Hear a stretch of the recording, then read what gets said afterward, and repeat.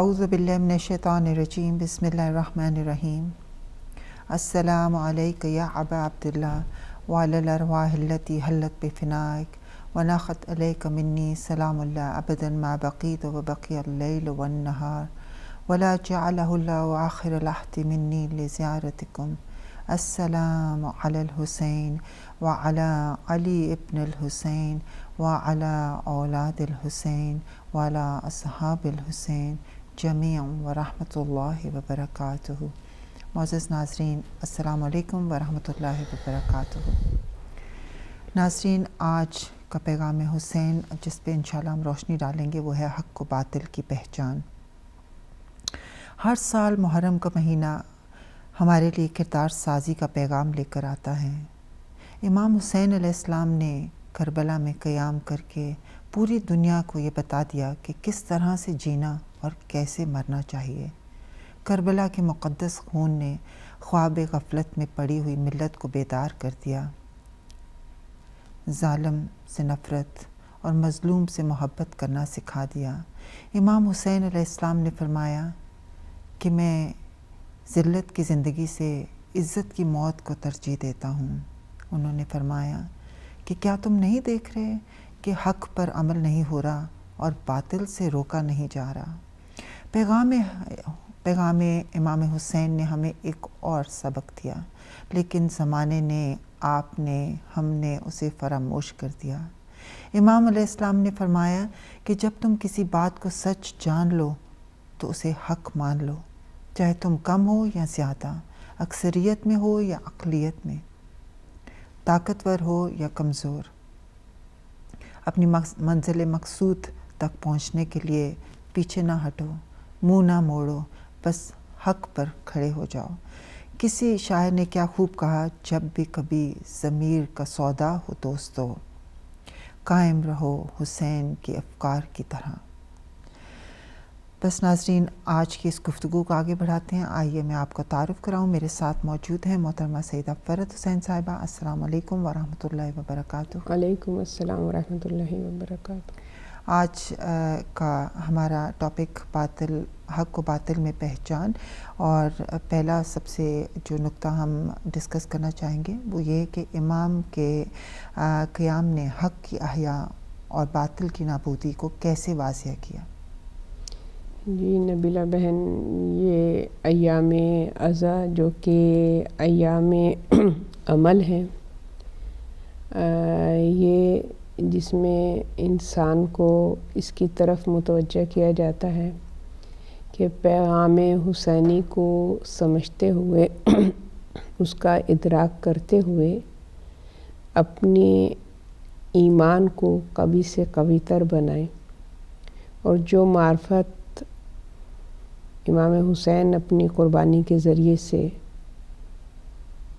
اپنے رب کی جو معرفت مسلمانوں کے اندر پیدا کرنے کی جو کاوش امام نے کی ہے، اس معرفت کو ہم لوگ حاصل کر سکیں۔ بے شک اس کے لیے ضروری ہے کہ مقاصد امام حسین پر غور و فکر کیا جائے، اس عظیم مقصد کو سمجھا جائے کہ اس میں ہمارے لیے کیا رہنمائی، کیا ہدایت، کیا پیغام پوشیدہ ہے کہ جس سے ہم اپنی اصلاح کر سکیں اور اپنی فکر کو باطل کی قوتوں سے آزاد کر سکیں۔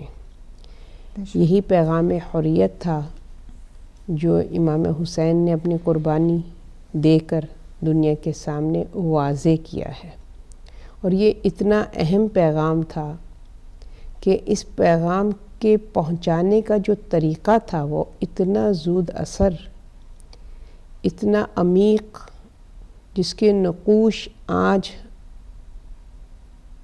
اتنا عرصہ گزر جانے کے بعد بھی اسی طریقے سے قائم و دائم ہے جو روز اول، جو احساسات اور جذبات مسلمانوں کے اندر امام حسین کی قربانی کے بعد پیدا ہوئے اور لوگوں کے اندر انقلاب آیا، اور انہوں نے کسی حد تک حق و باطل میں تمیز پیدا کرنے کی کوشش کی۔ تو دیکھیں تو امام حسین نے بھی اپنی اس قربانی میں جن مقاصد کو واضح کیا ہے، اگر ہم ان کے اس وصیت نامے کی طرف متوجہ ہوں جس میں امام نے اپنے بھائی ابو حنیفہ کو، محمد حنیفہ کو، حنفی کو آپ نے وصیت نامہ اپنا سپرد کیا، تو اس میں جو آپ نے تحریر فرمایا تو سب سے پہلے اللہ سبحانہ و تعالیٰ کی وحدانیت، اس کی یکتائی، اس کی توحید کی اعلان کیا اور اقرار کیا کہ میں اس وحدہ لا شریک کا بندہ ہوں اور اس کی اطاعت اور اس کی عبادت کرتا ہوں۔ پھر رسول خدا صلی اللہ علیہ وسلم کی نبوت کو حق پر مبنی نبوت قرار دیا۔ بے شک رسول خدا دین حق لے کر اس دنیا میں آئے اور پیغام حق دیا، اور پھر آپ نے فرمایا کہ میری قربانی کو غلط رنگ نہ دیا جائے۔ تو وصیت میں بہت واضح، کیونکہ امام وقت ہے، انسان کی فکر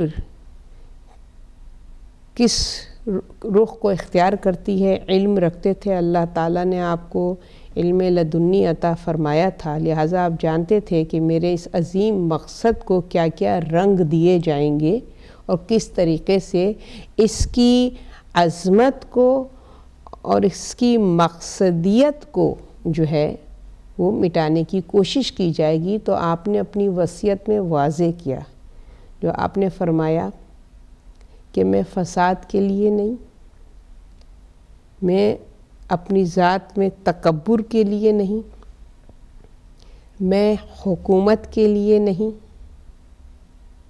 یہ اقدام، یہ قیام کر رہا ہوں، بلکہ میرے قیام کا مقصد میرے نانا کی امت کی فلاح و بہبود ہے۔ بے شک اور آپ نے عمل بالمعروف اور نہی عن المنکر کی طرف اشارہ کیا، اور پھر آپ نے فرمایا کہ میں سیرت محمد مصطفیٰ صلی اللہ علیہ وسلم پر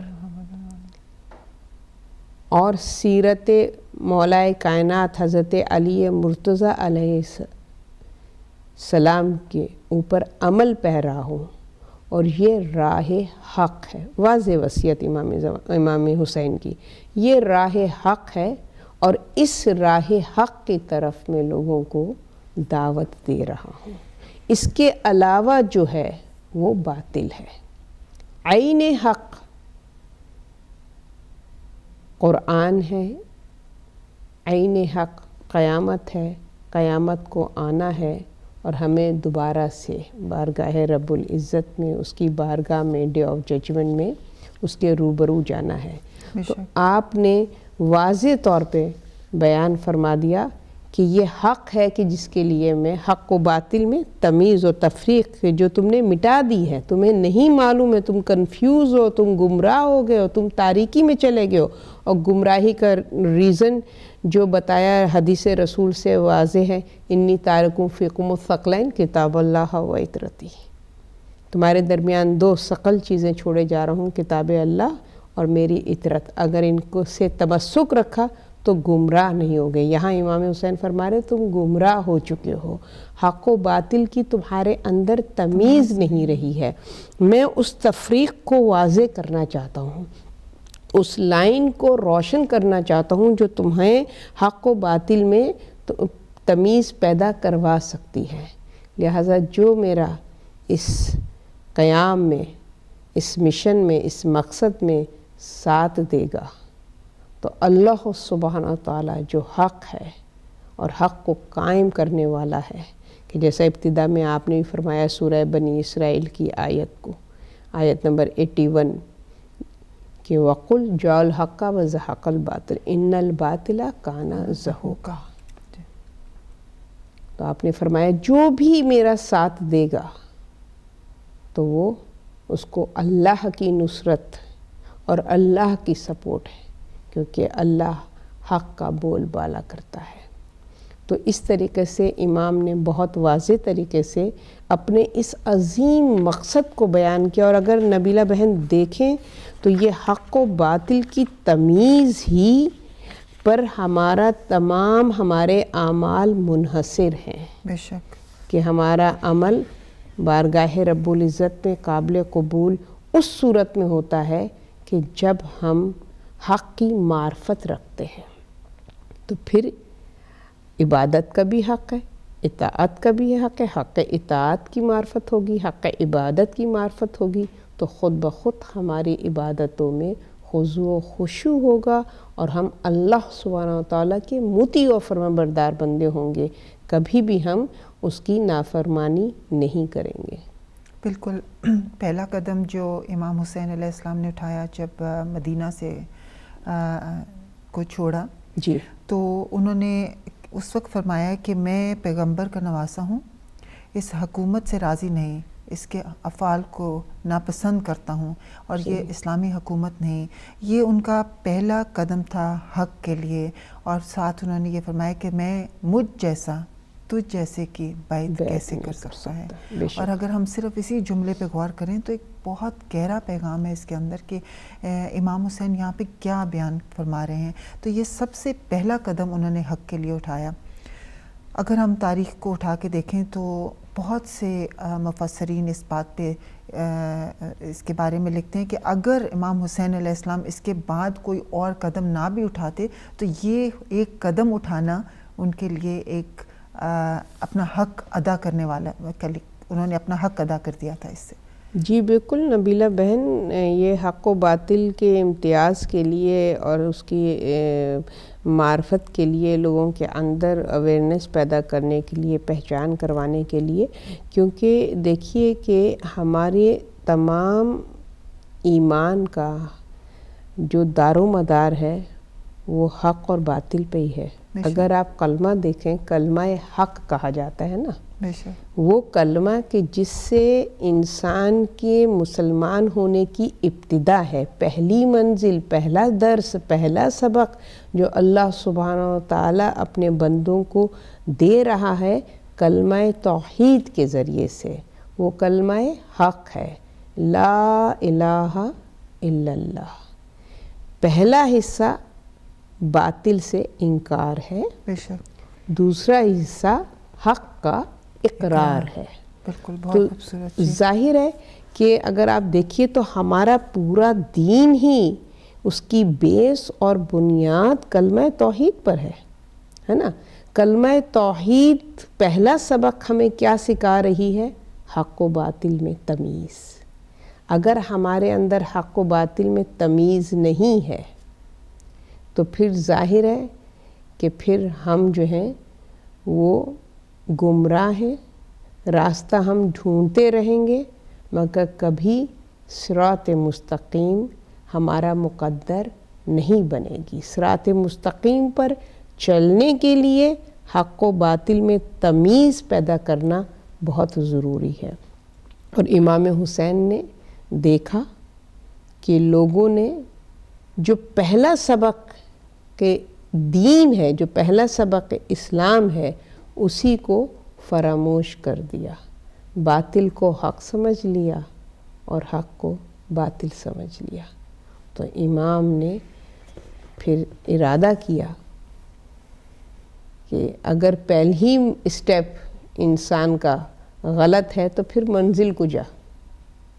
لہٰذا یہاں پہ انہوں نے بحیثیت امام وقت اپنی ذمہ داری کو مد نظر رکھتے ہوئے تمام مشکلات کو، نگاہ امام حسین میں وہ تمام منازل، تمام امتحان، تمام ڈیفیکلٹیز کوئی معنی نہیں رکھتی تھی، کیونکہ ان کے نگاہ میں ایک اہم امر تھا، ایک اہم مقصد تھا جو تمام چیزوں سے عظیم تر مقصد تھا۔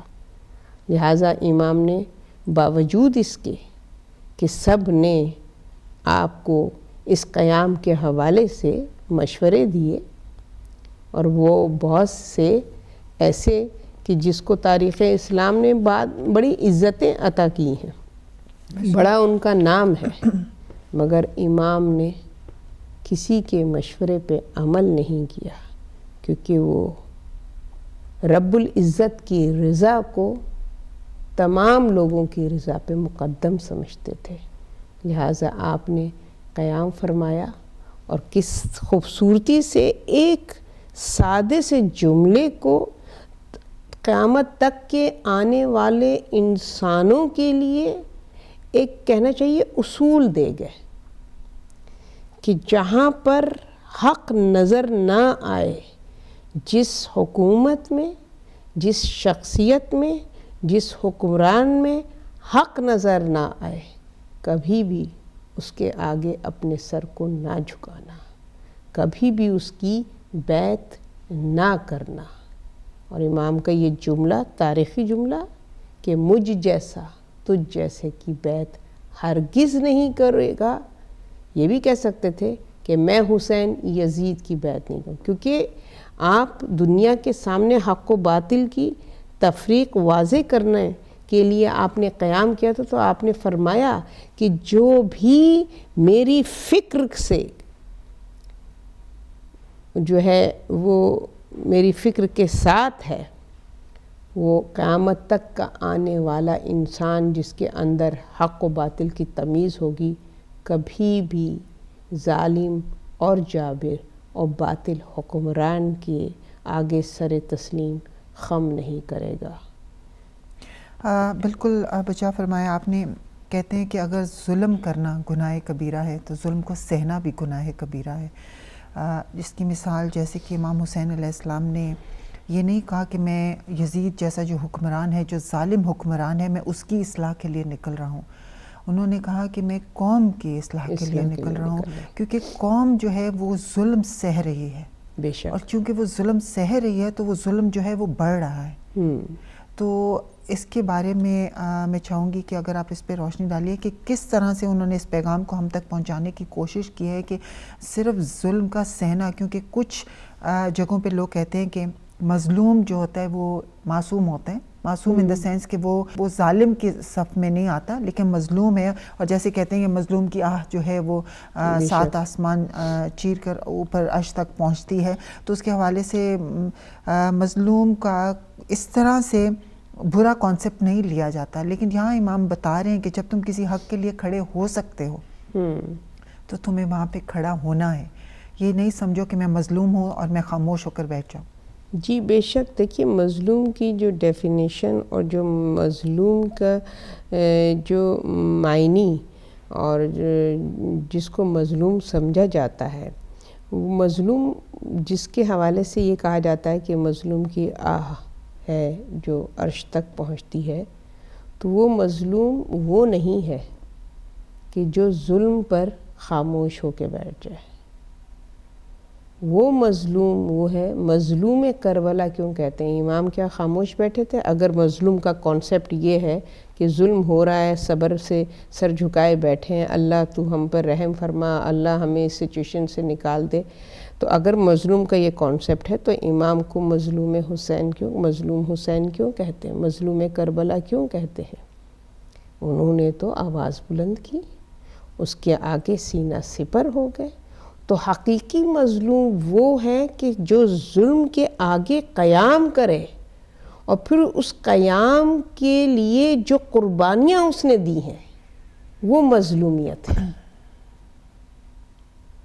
کہ امام حسین کا جو مقام ہے، مگر قیام کے لیے امام حسین کو کس طریقے سے ان کی تذلیل کی گئی ہے، ان کی تشہیر کی گئی ہے، کس طریقے سے ان کے اعضاء و جوارح کے ساتھ بے حرمتی کی ہے، وہ جسد مقدس کہ جس کے بوسے رسول خدا صلی اللہ علیہ وسلم لیا کرتے تھے، وہ قلب حسین کہ جو کہ متصل تھا قلب رسول خدا سے، اس کو شکستہ کیا گیا، تو یہ مظلومیت ہے۔ امام نے وہ جو کانسیپٹ مسلمانوں میں مظلومیت کا ہے کہ خاموش ہو کے بیٹھ جاؤ اور ایک ناسے آئے گا اور وہ اس سچویشن سے ہم کو نکال دے گا، یہ مظلومیت نہیں ہے، یہ بزدلی ہے۔ بزدلی کو ہم مظلومیت سمجھتے ہیں۔ مظلوم حقیقی وہ ہے کہ جو ظلم کے آگے سینہ سپر ہوتا ہے۔ بالکل۔ زیارت میں ہم پڑھتے ہیں السلام علیکہ یا وارث آدم و صفت اللہ، السلام علیکہ یا وارث نوح نبی اللہ، السلام علیکہ یا وارث ابراہیم خلیل اللہ۔ تو ہم اور یہاں السلام علیکہ یا وارث موسیٰ کلیم اللہ، السلام علیکہ یا وارث عیسیٰ روح اللہ۔ تو اس حوالے سے ہم دیکھتے ہیں کہ ہر نبی، ہر پیغمبر جو آیا اس کا یہی مقصد تھا کہ لوگوں کو حق کے بارے میں آگاہ کیا جائے اور باطل جو ہے اس سے باطل کو ختم کیا جائے، اور ان کو مظلومیت مطلب کہ ایک تو ظلم کو روکا جائے، اور ایک جو لوگ ظلم سہ رہے تھے ان کو بھی اس چیز سے آگاہ کیا جائے کہ تمہیں یہ ظلم سہنا نہیں ہے، تمہارے لیے یہ صحیح نہیں ہے کہ تم خاموش رہو اور اس ظلم کو سہتے رہو۔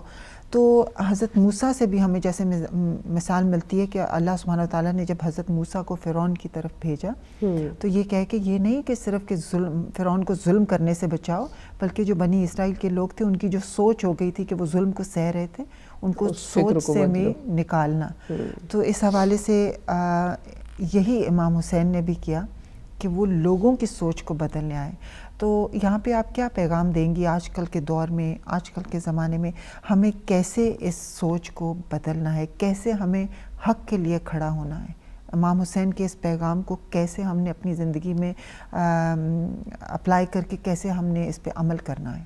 جی نبیلہ بہن، آپ نے انبیاء کے حوالے سے گفتگو فرمائی کہ اس میں کوئی شک نہیں ہے کہ حضرت آدم سے لے کر ہمارے آخری نبی احمد مجتبیٰ محمد مصطفیٰ صلی اللہ علیہ وسلم کے آنے کا مقصد جو ہے وہ حق و باطل میں تمیز ہے۔ اور اگر آپ دیکھیے تو مسلسل ان کی جو جد و جہد ہے اور ان کا جو جہاد اور کاوش و کوشش ہے ان کی زندگی میں، انہوں نے ہمیشہ ظالم کے آگے سینہ سپر ہے۔ کسی بھی نبی نے اپنے آپ کو ظالم کے حوالے نہیں کیا ہے، چاہے ان کو کتنی بھی زحمتیں اٹھانی پڑی ہیں۔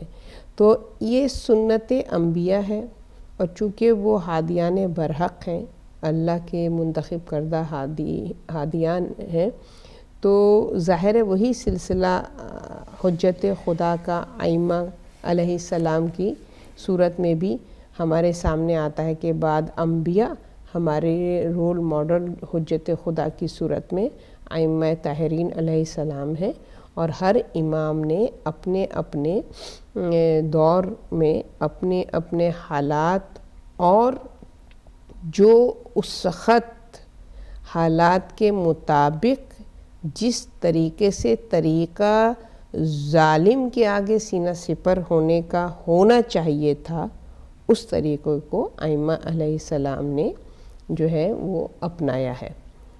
اب سوال یہ ہے کہ آج کے زمانے میں ہم کس طریقے سے ظالم اور جابر ظالموں اور جابروں کا مقابلہ کریں، اور کس طریقے سے ہم اپنے آپ کو ظلم سے بچائیں، اور حق و باطل میں کس طریقے سے تمیز پیدا کریں۔ تو بعد از کربلا یہ سوال نہیں ہے کہ کس طریقے سے، کیونکہ ہمارے پاس کربلا ایک ایسا انسٹیٹیوٹ ہے، ایک ایسا ادارہ ہے اور ایسی تحریک ہے کہ جو کہ ہمارے سامنے ہماری رہنمائی کر رہی ہے کہ کس طریقے سے ہمیں ظلم کے آگے سینہ سپر ہونا ہے۔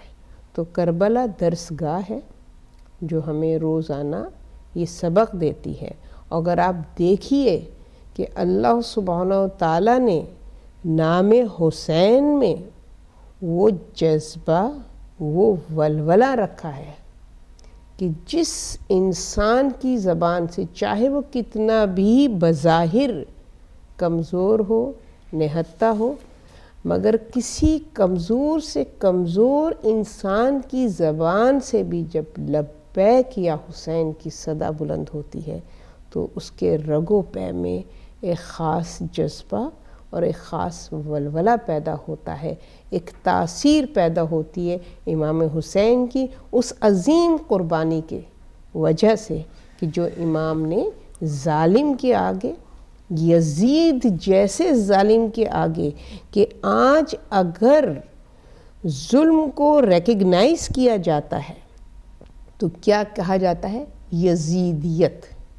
اب آپ انتہا دیکھیے ظلم کی کہ اس سے زیادہ ظالم اور کون ہو سکتا ہے کہ آج تعارف جو ہے وہ ظالم کا جب کرایا جاتا ہے تو کہتا ہے یزیدی فکر، یزیدیت جو ہے وہ آج زمانے میں نظر آ رہی ہے، اور جہاں پر حق کے حوالے سے، مظلوم کے حوالے سے گفتگو ہوتی ہے تو حسینیت کا نام آتا ہے۔ تو ہمارے پاس رہنمائی کے لیے ذات حسین موجود ہے کہ کس طریقے سے اس سچویشن میں امام حسین نے قیام فرمایا اور حق کو کمپرومائز نہیں کیا۔ دیکھیے ہمارے یہاں کہا جاتا ہے، آج کے دور میں اکثر یہ بات ہوتی ہے کیونکہ جو کرنٹ سچویشن ہے آپ دیکھ لیں کہ حق کو کس طریقے سے مٹانے کی بھرپور کوشش، جتنی بھی یہ طاغوتی طاقتیں ہیں یہ پوری کوشش میں لگی ہیں کہ حق کو اس دنیا سے نیست و نابود کر دیا جائے، سچائی مٹ جائے اور باطل کا بول بالا ہو، ہے نا؟ یہ کوشش میں لگی ہوئی ہے، پوری طاغوتی طاقتیں اس کوشش میں لگی ہوئی ہیں۔ مگر اب ایسی صورتحال میں جو سچویشن ہے کہ جو حق پسند ہیں، جو حق شناس ہیں، جو امام حسین کے ماننے والے ہیں اور ان کے قیام کے حامی ہیں، ان کے لیے زندگی تنگ ہو گئی ہے۔ آج اسلامی جمہوریہ مملکت میں آئیڈینٹی کارڈ دیکھ کر شہید کیا جا رہا ہے۔ قصور کیا ہے؟ اہل تشیع سے تعلق ہے۔ اسلام میں تقیے کا ہمیں ایک سیف پیسج دیا ہوا ہے، مگر تقیے کی فلسفی کیا ہے؟ کس سچویشن میں ہمیں تقیہ اختیار کرنا چاہیے؟ جہاں حالات ایسے ہوں کہ انسان کی جان و مال خطرے میں ہو اور دین محفوظ ہو، دین محفوظ ہو، وہاں پر تقیہ ہے۔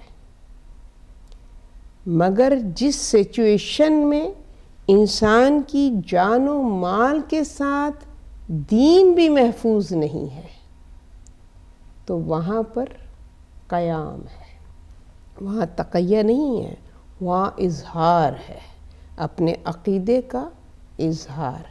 اب وقت ہے، اس وقت ہماری جان و مال کا خطرہ نہیں ہے، کیونکہ جو حسینی ہے اس کے لیے جان و مال کوئی معنی نہیں رکھتی، کیونکہ امام حسین نے ہم کو وہ عظیم دولت ایمانی کا وہ جذبہ عطا کر دیا ہے کہ اس جذبہ ایمانی کے آگے ہمارے لیے یہ دنیاوی مادہ پرستی کوئی معنی نہیں رکھتی ہے۔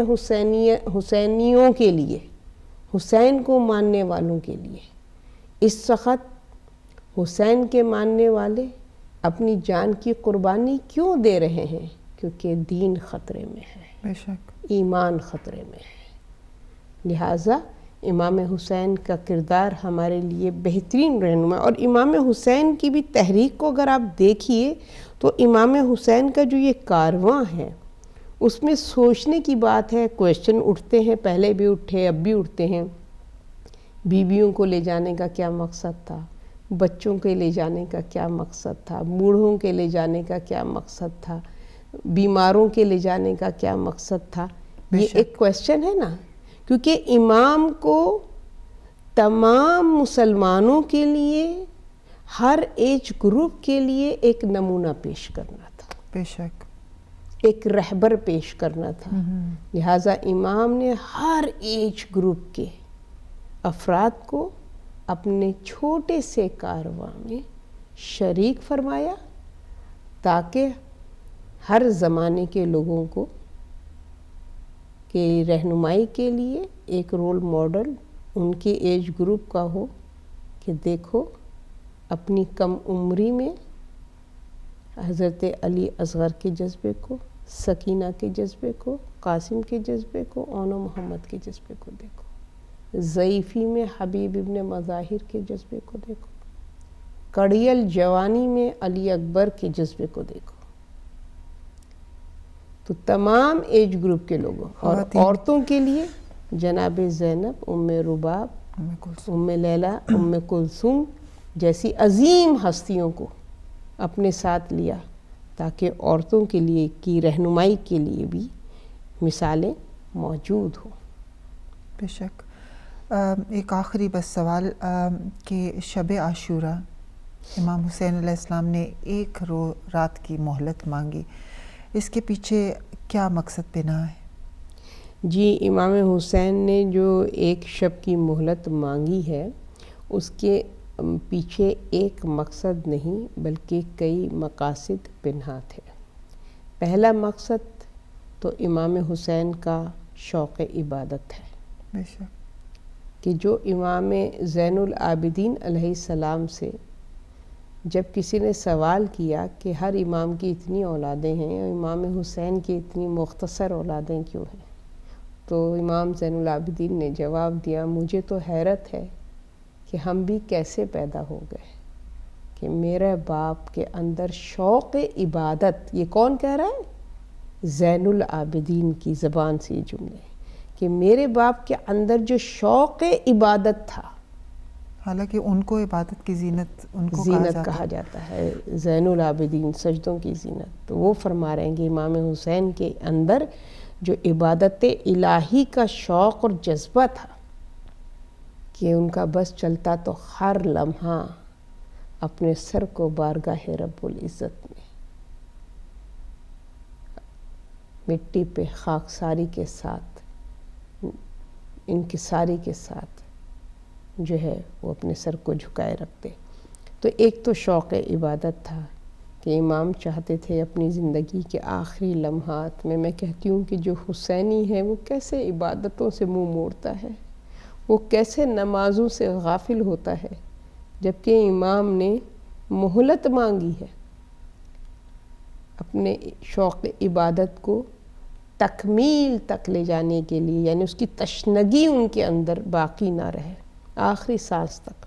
دوسری چیز امام یہ واضح کرنا چاہتے تھے کہ امام کے اس قیام میں کوئی زور اور زبردستی نہیں ہے، کیونکہ حق کی راہ میں قیام وہ افراد نہیں کر سکتے کہ جن کو ڈنڈے کے زور پہ کھڑا کر دیا جائے۔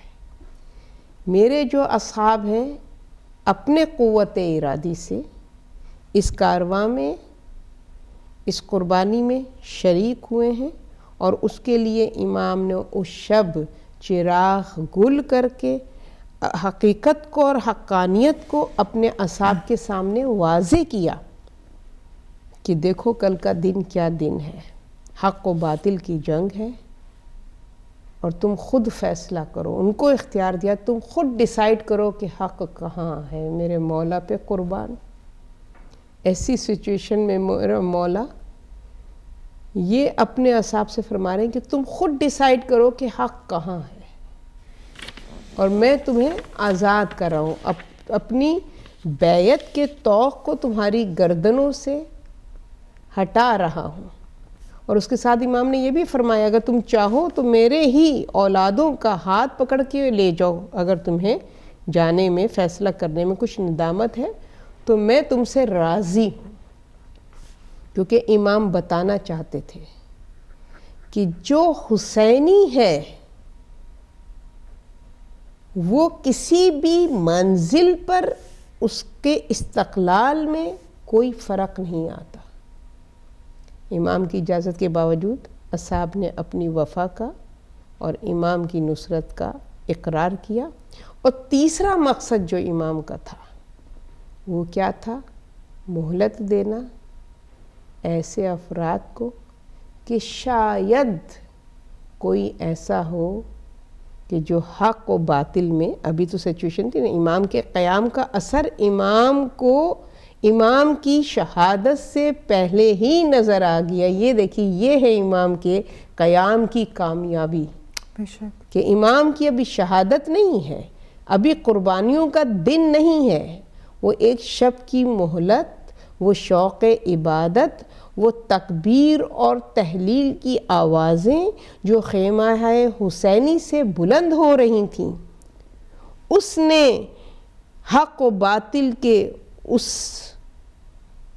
تفریق کو واضح کیا کہ حق کدھر ہے اور باطل کدھر ہے. تو وہ مہلت اس لیے تھی تاکہ جو لوگ حق و باطل میں تمیز نہیں رکھتے، غفلت کی وجہ سے، نادانی کی وجہ سے، لا علمی کی وجہ سے، ان کے اندر حق کی معرفت پیدا ہو جائے. اور تاریخ نے دیکھا افواج یزیدی سے ایک شخص کھڑا ہوا، حق کی پہچان ہوئی، اس کو اللہ سبحانہ و تعالیٰ نے اس کی رہنمائی کی، اور بصورت حر کس طریقے سے وہ افواج باطل سے فوج حق کی طرف گامزن ہوا، اور امام کی بارگاہ میں آ کر امام سے اپنی گستاخی کی معافی چاہی. اور پھر امام نے اس کو معاف فرمایا اور اس کی اس معرفت کا یہ اجر دیا کہ امام نے فرمایا، اے حر، تو میرا مہمان ہے، تیری خاطر تواضع کے لیے میرے پاس کچھ نہیں ہے سوائے سوکھے کوزوں کے. پانی بند ہے، الاتش الاتش کی صدائیں ہیں، مگر میں چونکہ تجھے حق و باطل میں تمیز آ گئی ہے، لہٰذا میری مادر گرامی آب کوثر لیے تیری منتظر ہے. تو آپ یہ دیکھیے کہ امام کے قیام کا جو اثر ہے وہ امام کی قربانی سے پہلے حر کی صورت میں ہمارے سامنے واضح ہوتا ہے. بے شک. محترمہ فیض صاحبہ، آپ کا بہت بہت شکریہ. آپ نے بہت ہی بہترین انداز میں آج پیغام حسین، حق و باطل کی پہچان پہ روشنی ڈالی اور بہترین انداز سے اس پہ گفتگو فرمائی. جزاکم اللہ خیر. اور بس ناظرین، آخر میں آج کے پیغام کے حوالے سے اتنا ہی کہیں گے کہ آج بھی پیغام حسین 1400 سال کے بعد ہمیں بلا کر کہہ رہا ہے کہ کوئی ہے کہ جو حق بات پر قائم رہے، اللہ اور اس کے رسول کے بتائے ہوئے اصولوں پر عمل پیرا ہو کر میری قربانی کو خراج عقیدت پیش کرے. اور آخر میں بس حضرت حر کا پرسہ امام زمانہ کی خدمت میں پیش کرتے ہوئے چند اشعار. خود دوزخ سے جو آزاد کیا حر کو خدا جانے، کھلوا دیے فردوس کے در عقدہ کشا نے. زانو پہ رکھا سر کو امام دو سرا نے، اعلیٰ کیا ادنا کو بزرگوں کی دعا نے. سب جس کے طلبگار تھے جنت میں وہ در تھا، حوران جنا گرد تھیں اور بیچ میں حر تھا. کس لشکر بدخو سے بگڑ کر نکل آیا، 2 لاکھ ستمگاروں سے لڑ کر نکل آیا. تنتا ہوا تلوار پکڑ کر نکل آیا، نیزہ تھا کہ ہر قلب میں گڑ کر نکل آیا. کعبے کی طرف دیر میں گر دیر سے پہنچا، شر نے اسے روکا تھا مگر خیر سے پہنچا. حق کا کہ یہ رتبہ ذیشان نے بخشا، ایمان کا شرف فاطمہ کے ماہ نے بخشا. طالب تھا وہ جس کا وہی اللہ نے بخشا، بخشا اسے خالق نے جسے شاہ نے بخشا. جنت ادھر آئی جدھر آیا قدم ان کا، کر دیتا ہے انسان کو فرشتہ کرم ان کا.